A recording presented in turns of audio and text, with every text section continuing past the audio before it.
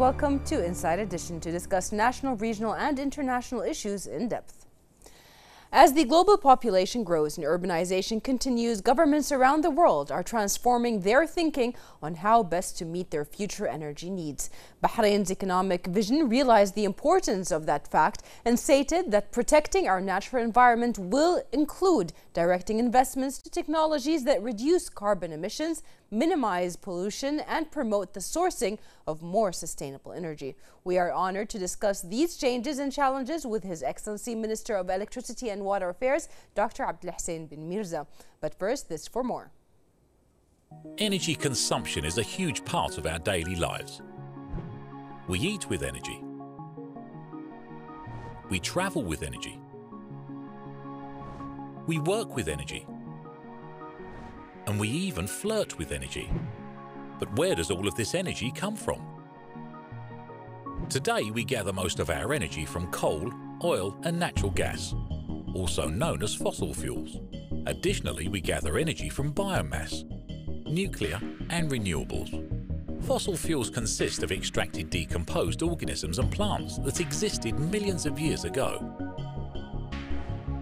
Biomass converts plants into biometric material to produce energy. Nuclear energy is released during nuclear fusion. Lastly, renewable energy comes from a source that's not depleted when used, such as wind or solar power. But what's the profound difference between them? How they affect our planet? Fossil fuels cost more than what we pay at the pump and impacts our environment in many ways. These impacts include global warming, air quality deterioration, oil spills, and acid rain. It's also projected that fossil fuel resources will be depleted within the next 50 to 100 years. Biomass and nuclear energy also have similar issues. We need a solution relatively fast, and luckily we have one. Renewable energy comes from resources which naturally replenish in our lifetime, whereas fossil fuels are a one-time use resource in the human timescale. Resources for renewable energy include sunlight, wind, rain, tides, waves and geothermal heat. The best part is that we don't need to compromise our planet to harness it, nor do we have to rely on other nations for these resources, which history has shown to be a contributor to war, famine and political instability. So, how do we get this to look like this? Presently, we have the technology to be 100% renewable reliant. The truth is, our infrastructure is built around our fossil fuel dependency. If we could convert our infrastructure to what's known as a supergrid, we would be able to rely on clean, renewable energy. So, what's it going to be? Will our children live in a world full of pollution? Or should they continue the path of evolution?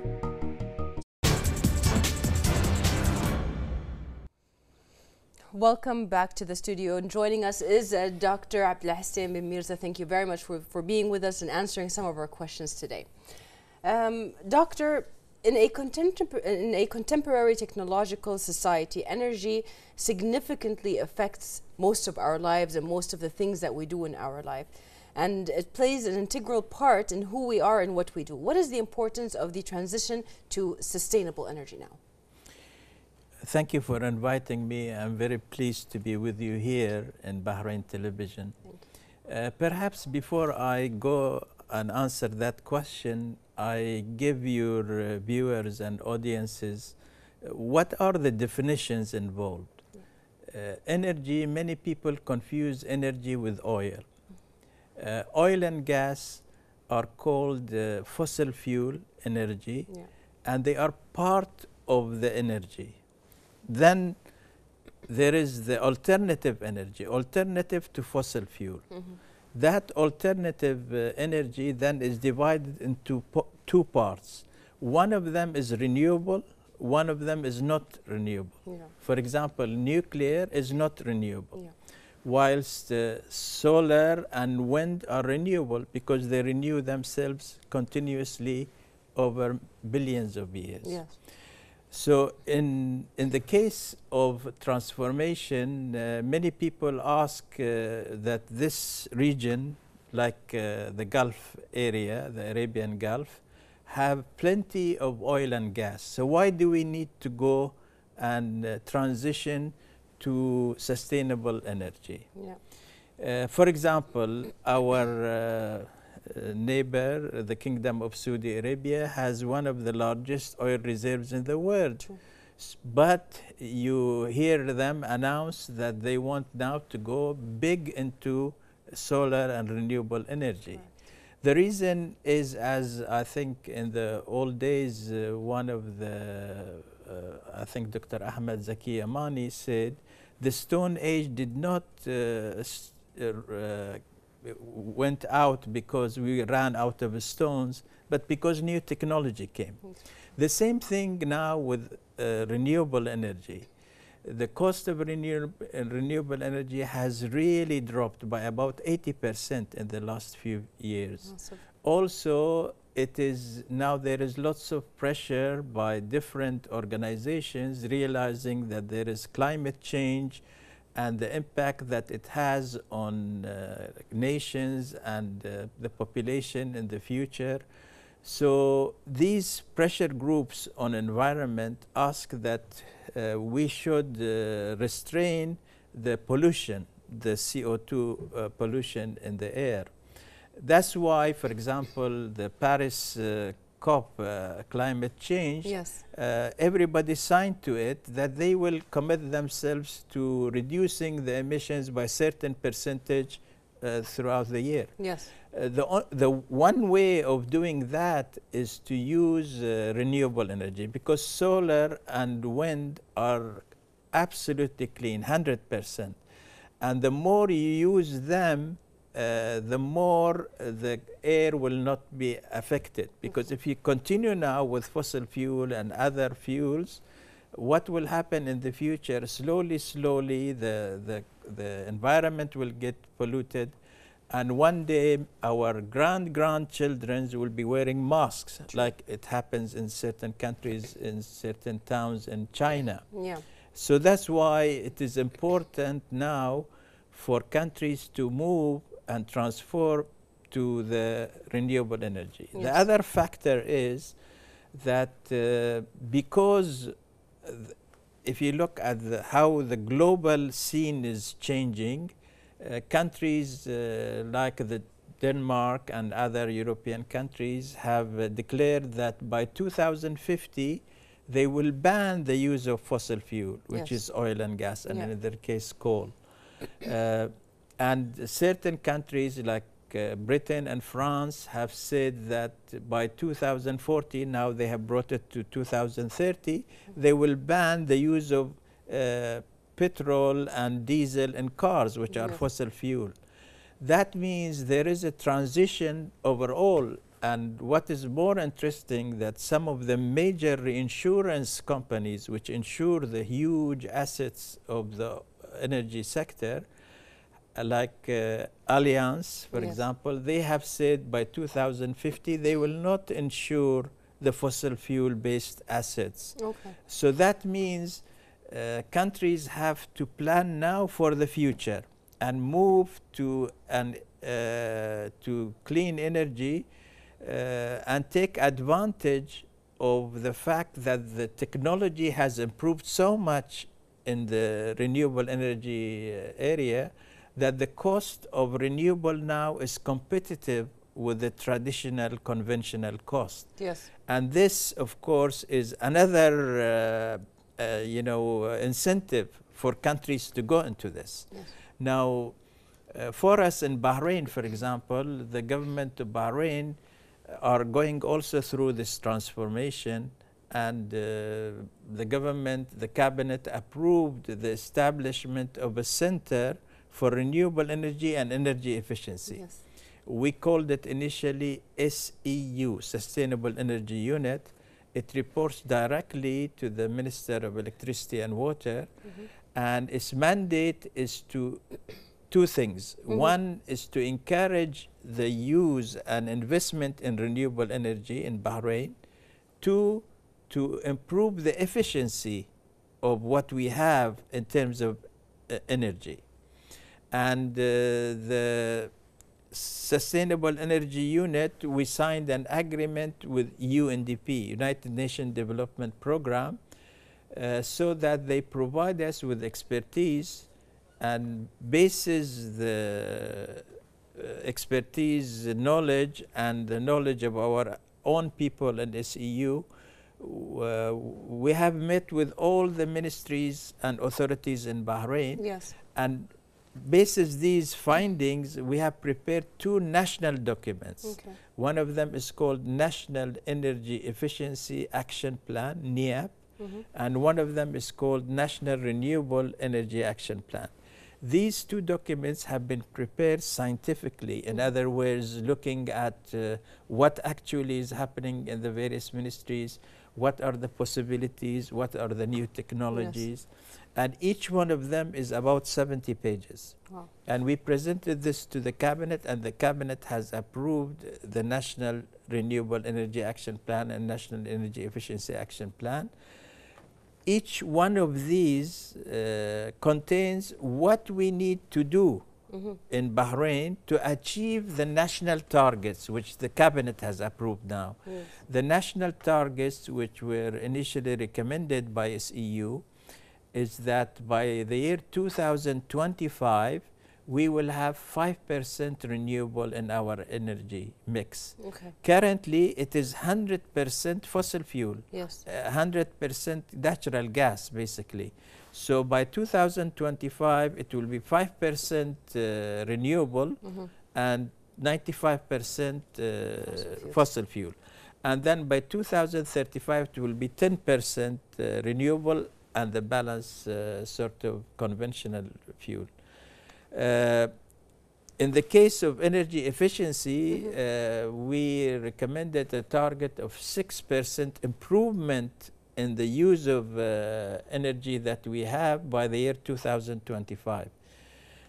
To achieve that 6%, in the National Energy Efficiency Action Plan, there are 22 initiatives or projects which were identified. For each one of these 22 initiatives, SEU have calculated how much each one of them contributes in improving the efficiency of the energy and what is the amount which we can save from it for Bahrain. Yes. Now, these 22 initiatives cover almost all aspects. They cover buildings, government, EWA, transport, Yes. You name it, all. Examples of this, for example, we have what we call, air conditioning. Yes. Air conditioning uses 60% of the electricity consumption. So now we have new specifications for air conditioning, and to enable the consumer to be aware of the consumption, they are labeled.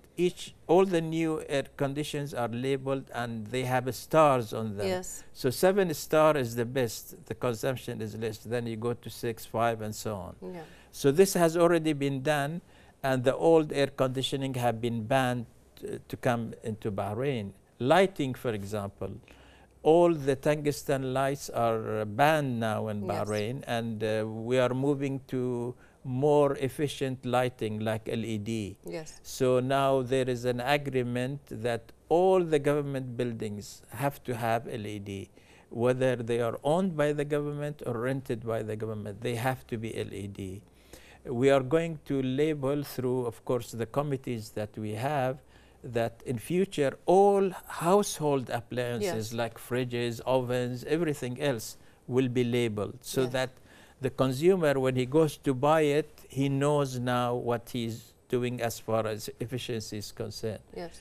And also the Ministry of Industry and Commerce and Tourism have started labeling the new cars. Yes. So on the new cars, you see a label which has different color codes. Correct. It shows how efficient the car is, and it ticks against the one which this car fits in. Exactly. So this is the first step. The next step in the car and mobility side is to go to hybrid and electric cars. Yes. The electric cars, of course, now is taking off in most parts of the world, and they are basically going to allow the roads to be free of pollution. Yes, in which the is future. a big step to Yeah. be done, especially in an island like Bahrain. Right. And I think there was even a trial a few years ago where they did introduce a hybrid car, but it didn't take off as well as everybody thought it would. But awareness is the key word here, isn't it? Two things, awareness and availability of cheaper alternatives. Yes. See, in the past, for example, gasoline was cheap. Yeah. I mean, Mumtaz was sold at 100 fils and Jayid at 80 fils. Yes. And what was happening, people said, why should we bother with hybrid when we have cheap fuel? Exactly. Now, of course, with the changes in the subsidies, the price of gasoline has gone up. Correct. And strangely enough, when the price of gasoline went up, there were two prices. There was a price higher up for Mumtaz and price for Jayid. Yeah. So people, because it affects their pocket, they changed. For example, before increase in prices of the gasoline, people had 60%, they fill in their cars Mumtaz, 40% Jayid, because it was cheap. Yeah. Now that it's not so cheap, it's the reverse. 60% are using Jayid, and it's moving to 70 now. Wow. And the others Mumtaz. So it is bringing awareness. Plus, the electric cars with the technology that is happening and so on, it has no sound, doesn't bother the sound. It is clean. It is going to be as good as the normal car. So that is where things are going. In the 22 initiatives also, we have a green building code. A green building code is, for example, this will be handled by the Ministry of Works and Municipalities and Urban Planning with the help of SEU and, of course, the Office of the First Deputy Prime Minister. We have prepared the draft document of Green Building Code, and hopefully the first draft will be out December in 2 months' time. What does this contain? There are mandatory standards when you want to build a house. In other words, when anybody wants to go and take a work permit to build the house, he must comply with certain mandatory requirements. Yes. For example, insulation. Yeah. Insulation specifications will be in the Green Building Code as well. And basically, we are making it better specifications, and this will come into effect 1st of March 2019. Better, you mean safer for the environment, safer for the people living there, and better provision of service to the person there. What it means is that when you have better solution, the heat doesn't penetrate into the room. Yes. So therefore, you don't have to, because it is how much the heat or the outside pressure penetrates into the room. So the more strict you are, the more you have protection. So for example, if we look at it in a simplified way, if there was no insulation, if the electricity goes off and you have air conditioning, in few minutes you feel the heat. Yes. But if you have insulation, if the electricity goes off, you can have it maybe for 1 hour, 2 hours, still cool, because you're not allowing the heat to come in. Plus, of course, the Green Building Code will have regulations on the specification for water, how to best utilize the water. And there are also voluntary things in it, like, for example, using different, like solar and so on in the house. And basis these two combined, the mandatory and the voluntary, then the building will be labeled. Yes. How good it is. So if somebody wants to buy a house, he will know now that this house will save him in consumption 30 to 40 or whatever is the labeling of the house is. Yes. So this is being worked on. Your Excellency, at this point, I just want to say EWA is actually providing support and help to people who do want to buy right now, accommodate this green zone and green energy within their houses if they're building them or so on. Is that correct? Well, EWA, of course, helps in this process. For example, we are also now going into smart meters. Yes. So all the new projects are smart meters. The smart meters are provided by EWA. And we have more than 300,000 old meters which need to be replaced by smart meters. So we have a program to replace them. And if somebody wants to replace his old because he wants to use now solar energy, he can go to EWA and they will change it to him to smart meters. Well, the advantage of smart meters, it has many advantages. First of all, there is no need for somebody physically to go and visit the house to read the meter. And therefore, there is no need in case that doesn't happen to have an estimate. Because now the reading automatically is generated and is available in the head office or the center that controls this. So you can read it from remote. The second advantage, the smart meter allows net metering, and this is another thing which we have done and it was approved and it's implemented from 1st of January 2018. Net metering means, for example, any person, whether he is a householder or whether he is a business, let's take a householder, and Mr. X, he wants to put solar in his house. So he goes and through a qualified contractor, they install solars in his house. The electricity that he generates from his solar system, he can consume in his house. And EWA will not bill him for it because now he's using different source.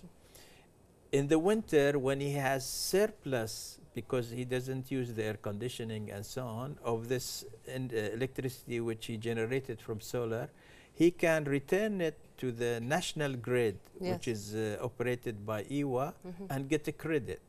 So this way, the householder can have solar and also have it economically viable. Okay. So now the other advantage of a smart meter is this, that it allows the householder and EWA to read the same through the same meter.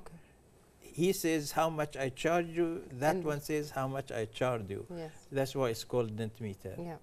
Now, these 22 initiatives, like I said, for each one of them, we have calculation how much energy in quantity wise it saves and how much value the government will save from it. So that is National Energy Efficiency Action Plan, and I can go and all that. I had a chart. I don't know whether people can show it. The chart did go online. Yeah. But also at this point, we also want to mention when it comes to elaborating on what fossil fuel is and green energy is. Fossil fuel was the thing of the century at the time when it came out.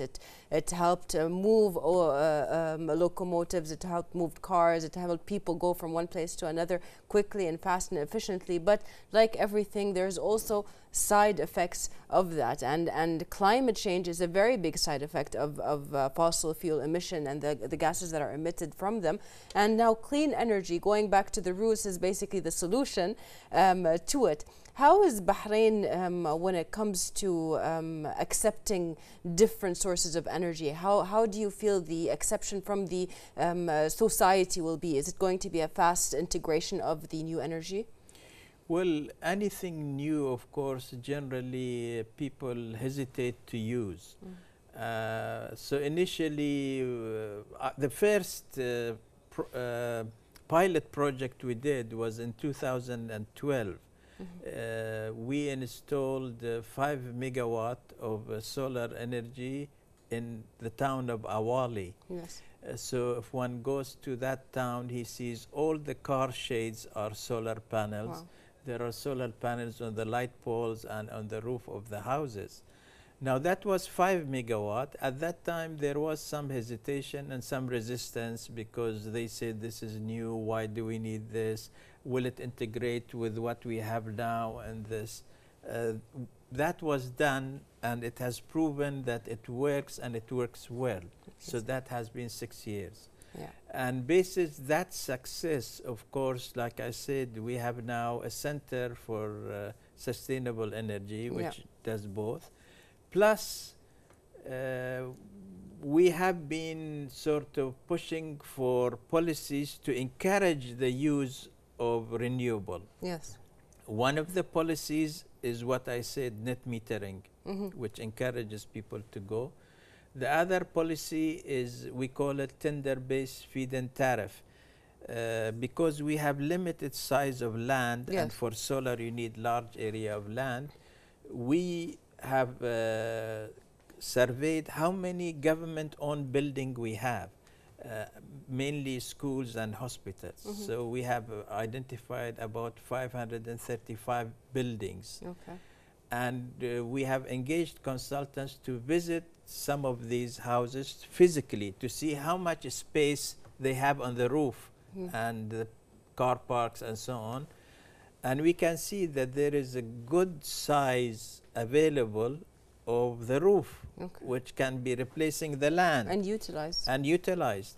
So now we are going in December, that's in 2 months' time, we will be putting out to tender 50 of these buildings for the developers to come. So developers will compete, they will finance, they will build, they will manage, and they will maintain the solar system on the government buildings in return for a tariff. Yes.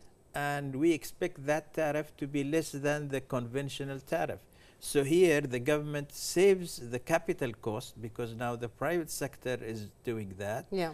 Plus it gets electricity cheaper and people will benefit by it. Perfect. So that is of course another policy.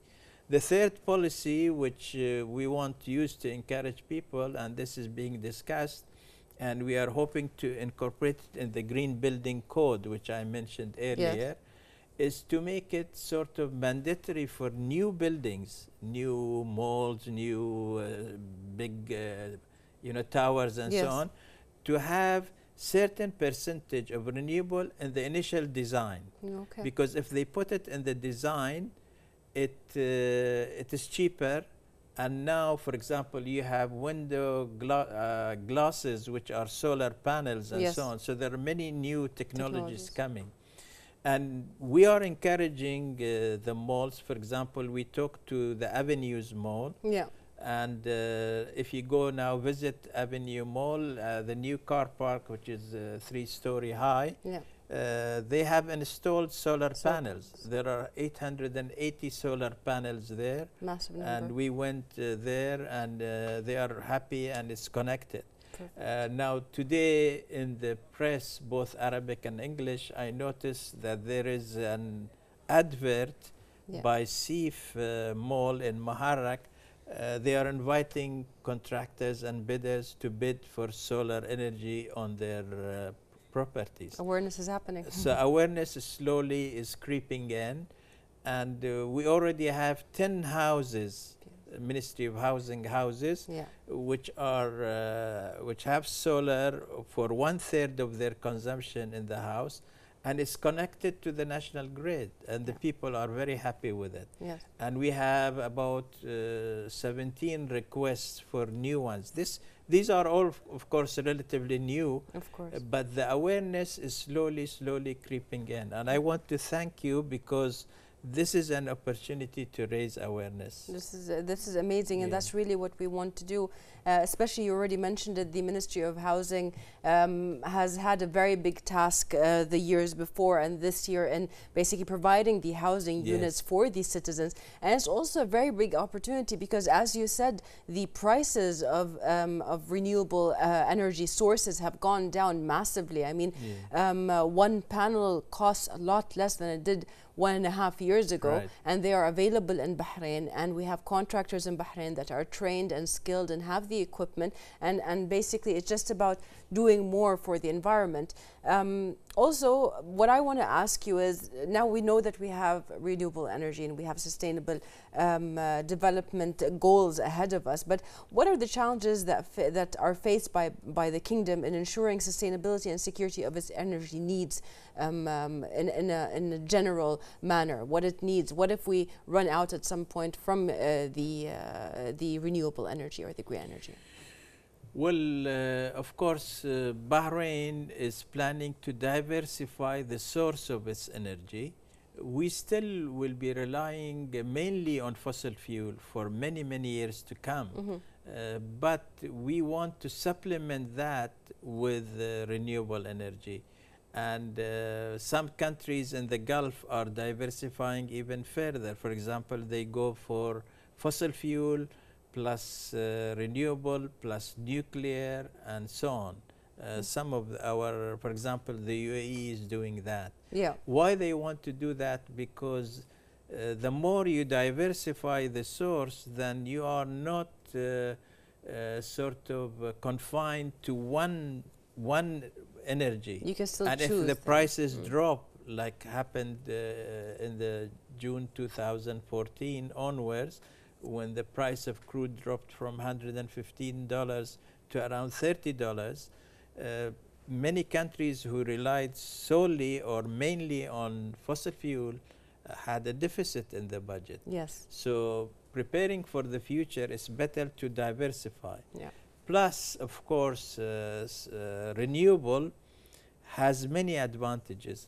One of them, it is sustainable. It stays forever. It will Yes. never go out. Yeah. Whilst fossil fuel may one day in the long term go out. Yes. Second, it is clean, so it doesn't pollute the environment.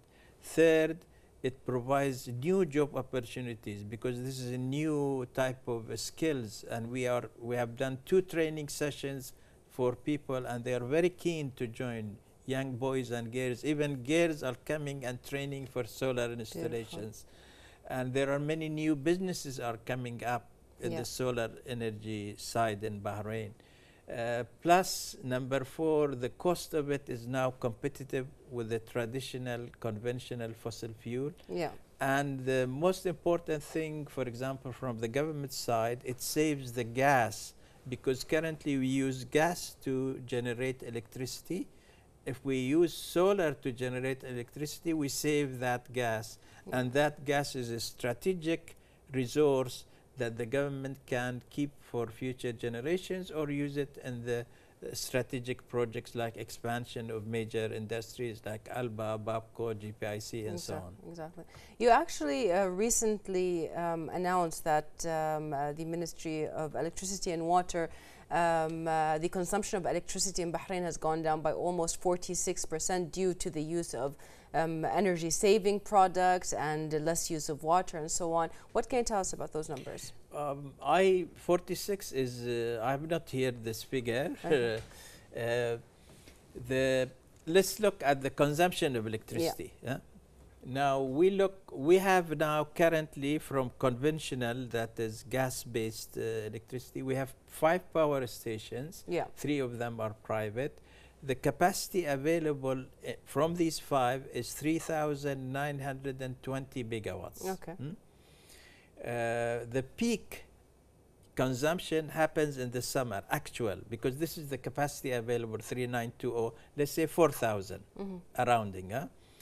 The peak that happened this year was in June, 7th of June 2018, and it was 3,437. Yes. 3,437. This, of course, means that we have used less than our capacity. So we have enough capacity for few years to come, because each year there is increase. But if we compare this peak in 2018, 3,437, with the peak last year, which was in August 2017, that was 3,527. So there is about a reduction, right? this reduction, of course, when we were planning for this year, we thought that there will be increase because there are more population, there is more estates, there are more properties. Yes, of course. And that shows that there is an awareness of conservation now in Bahrain. We hope this is one factor. Hopefully. The other factor is that with the change in tariff, you know, people become more conscious to make sure that they can do the same thing with less.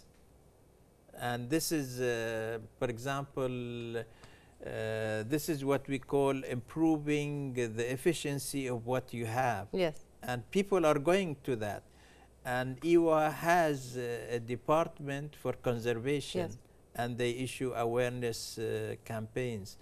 And the second goal of SEU is to bring about this awareness about the need to conserve energy. yes, Because conserving energy means you don't have to spend capital too much, but you will save you know, a large quantity of that energy, yes, which means you can sustain it longer. Longer time.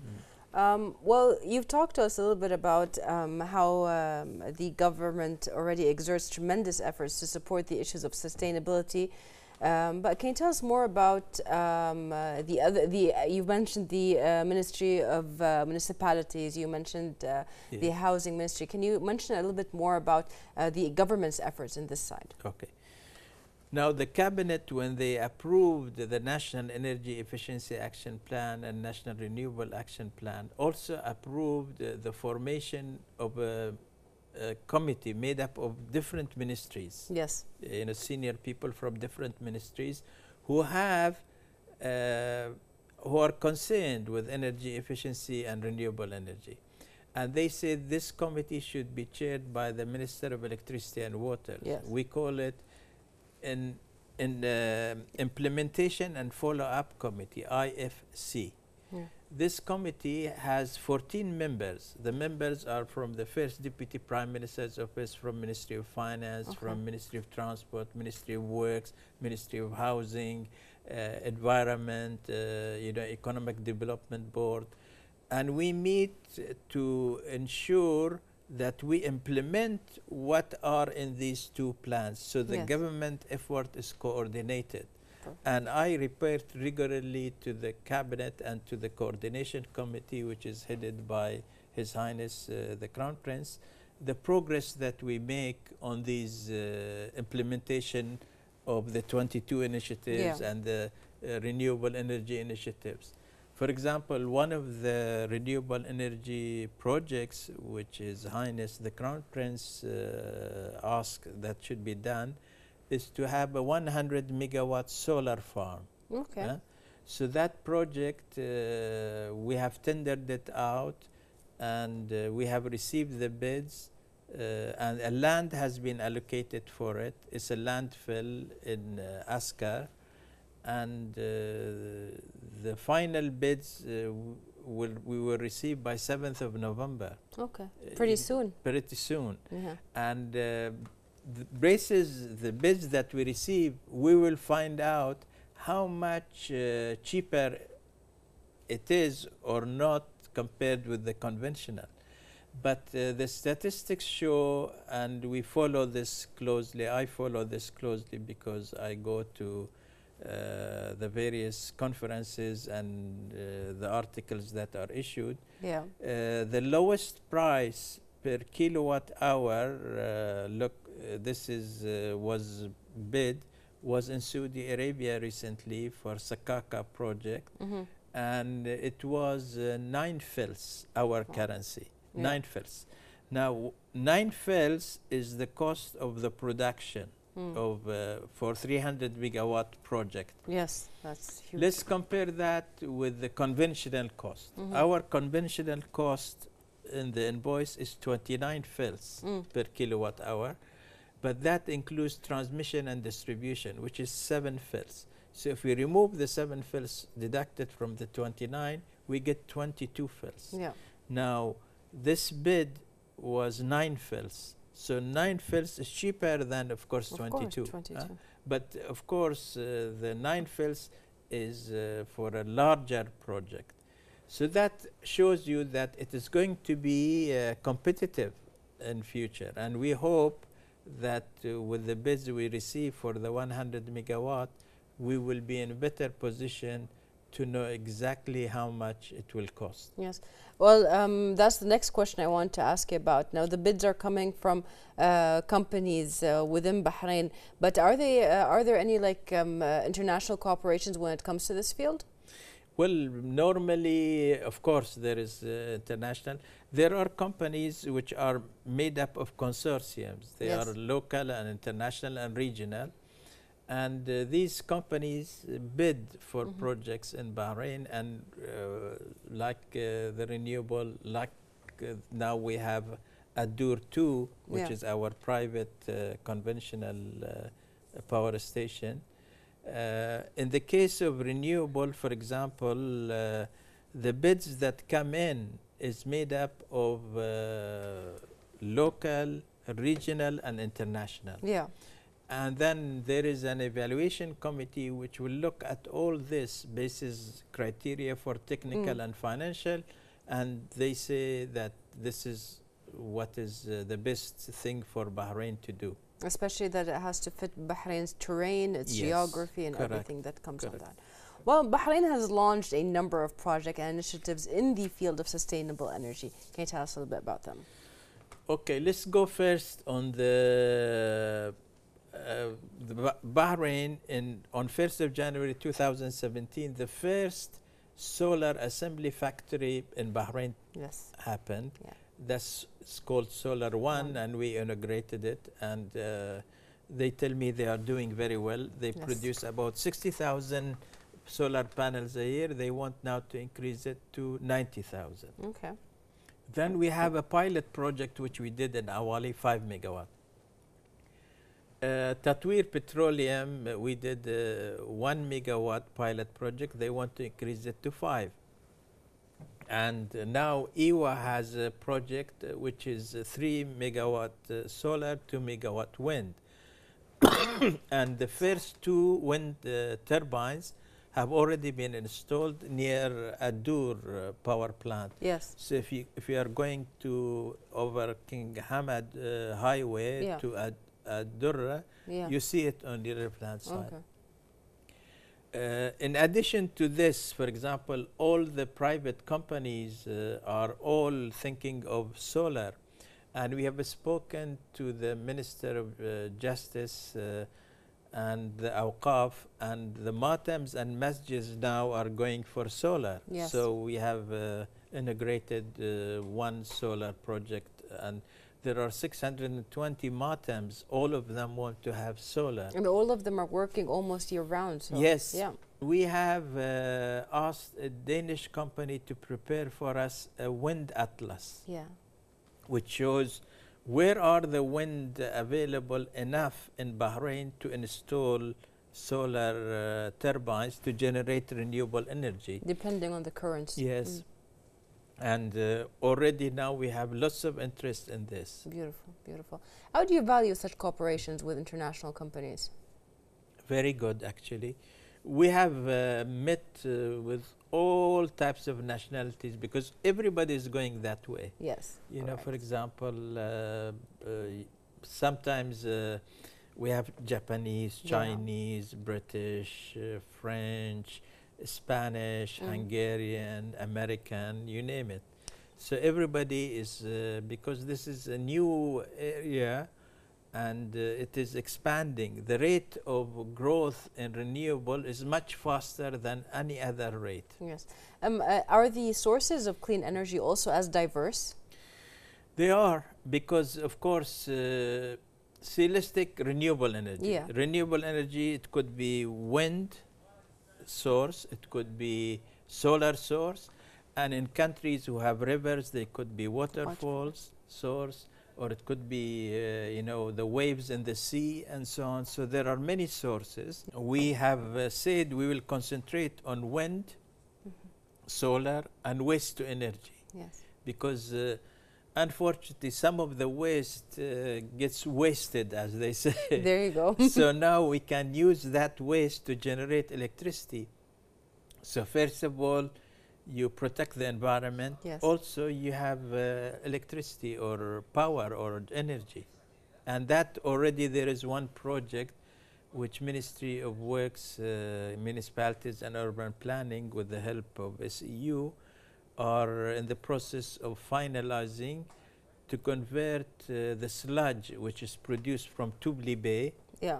to energy. Yeah. Because that sludge then we don't need to get rid of it. You can convert it to energy. Yeah. Well, Dr.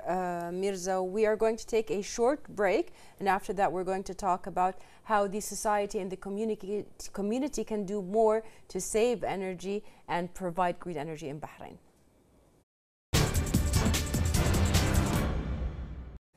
Welcome back.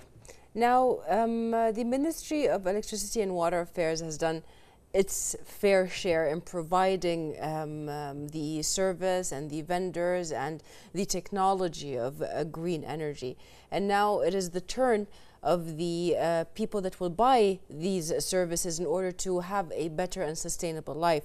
Now, it is very understandable, like buying a new car. When you first buy the car, you have to put that big amount of money in order to buy it, and then the price of it gets easier and easier because petroleum or fossil fuel is cheaper.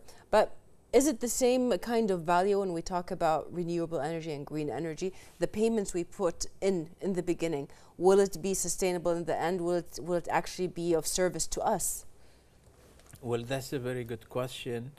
Let's take an example, for example.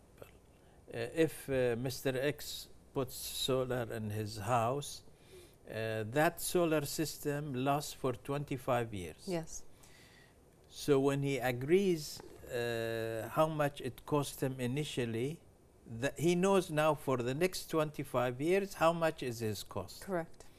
Whilst the cost of the conventional electricity, which is 29 fils, Yes.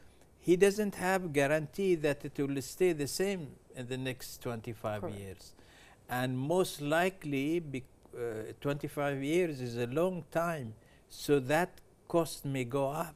Yes. So therefore, he shouldn't just look at it now, compare it. Although now it is competitive, it will be much more competitive in the long term. Yes. And he will get back his the investment that he put in.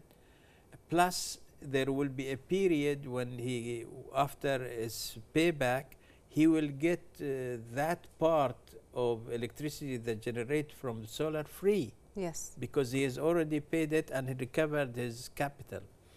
We are also talking to banks and to Tamkeen, and I want to thank Tamkeen that they contribute to encourage the solar use of solar energy, and we have had meetings with them where they will hopefully participate by paying part of the capital cost for the individual. Yes. And also maybe part of the interest if he borrows the money and arrange a loan which is over a period. It's just to facilitate for the people to use solar energy. Yes. Now here also there is, like the government is doing these things to encourage the citizens and the residents to use solar energy. There is a duty on the community and on the people themselves, or that they want to use solar energy or wind energy because it is clean energy. Yes. It is for their future generations, for their grandchildren of theirs, and they should be realizing by participating in this and using it, it's not only just the financial return, it is the health of the future generation, it is the sort of sustainability of the energy for the future generations. Yes, yes. So all these factors have to be taken into account.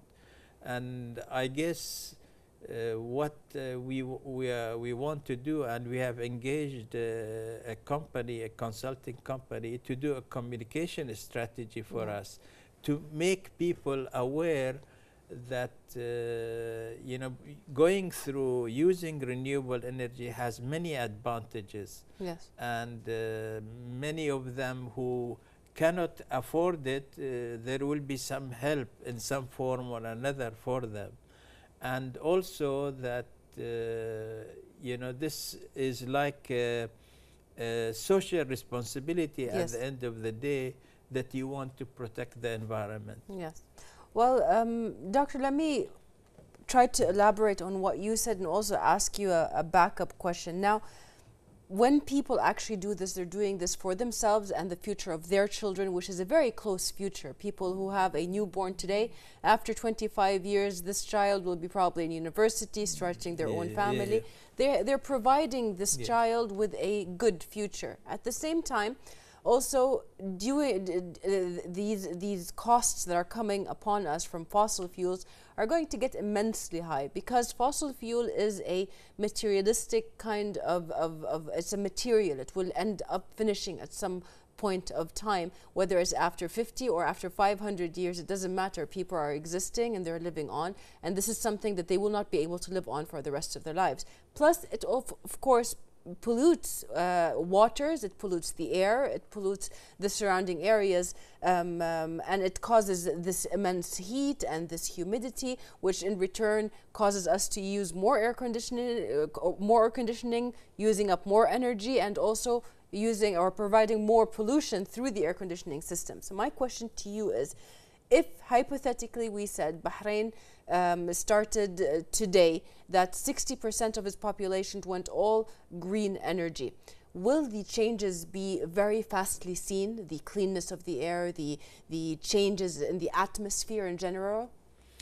It will be seen, maybe not immediately, but over a period. But I like to go back to your question about fossil fuel.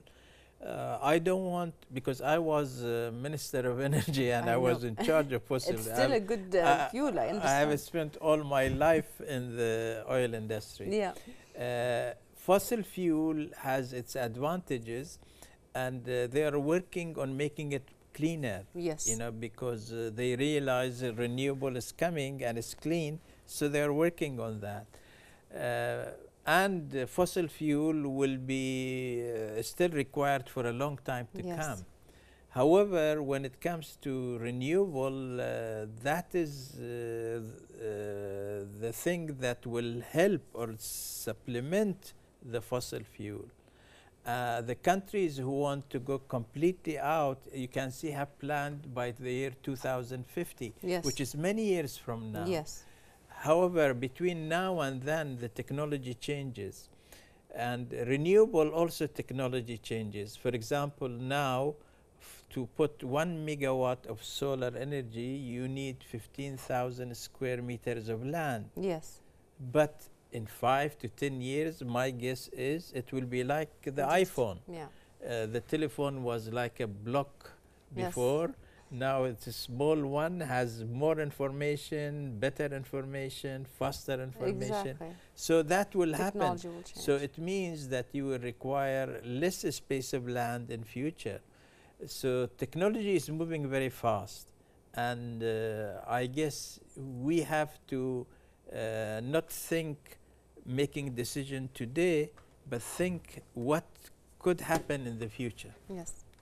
Well, Dr. AbdulHussain, we've almost gotten to the end of our show, but at the end, I would like to hear from you. What can people do today? How can we make them more aware? And what can they do from now in order to make this green energy a more successful thing in Bahrain? First of all, let's look at the efficiency side. I think every house, every father and mother should encourage their children from when they are young how to save water, how to save electricity. For example, they show them that if you are not in the room, put the lights off. Yes. If you are washing your teeth, don't let the water run all the time. Yes. Things like this, which means you are now bringing a new culture, a culture that says, I can save the resources and sustain it more and still get the same service. Yes. And this is something which I think the fathers and mothers and the family can do and bring up their children that way. That is one side. Of course, the schools have to do that as well to show people, and the Electricity and Water Authority, the Conservation Department visit the schools to tell the children what that conservation is good, it makes it green in the future and so on. In addition to all this, people like to remember the good old days when life was clean, there were many trees, there was greenery. If you talk to people in Bahrain, for example, the Budaya Road was full of trees and things like this. So that needs to be revived somehow. And if the families, if the individuals all think this way, think of their social responsibility, their social duty, that they have to maintain this environment as clean or even better for the future generation as they found it. Yes. Because otherwise, if they think only for now whilst they are living, they think, okay, let them take care of themselves in the future. But what we do today affects what happens in the future. Exactly. Thank you very much, Doctor, for being with us today and for giving us all of this information. With us with Dr. AbdulHussain bin Mirza. And we would like to thank you, dear viewers, for watching, and see you next week in another episode of Inside Edition.